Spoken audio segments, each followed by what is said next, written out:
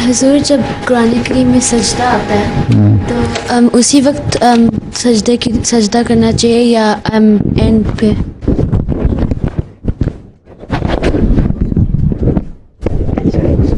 क्या करें, सजदा आता है ना, अगर तो तुम ऐसी जगह पे पढ़ रही हो कुरान करीम जहाँ सजदा करने के बाद तुम्हारे पास जगह है, तुम सजदा कर सकती हो, तो सजदा फ़ौरन करना चाहिए, हैं, सुन्नत के मुताबिक चलना चाहिए।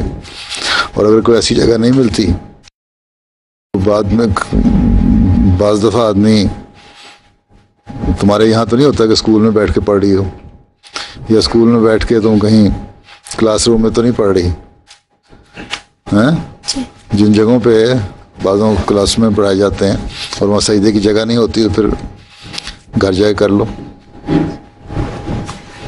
एहसास होना चाहिए कि हमने अल्लाह ताला की खातिर करना है हर काम, हैं? जी।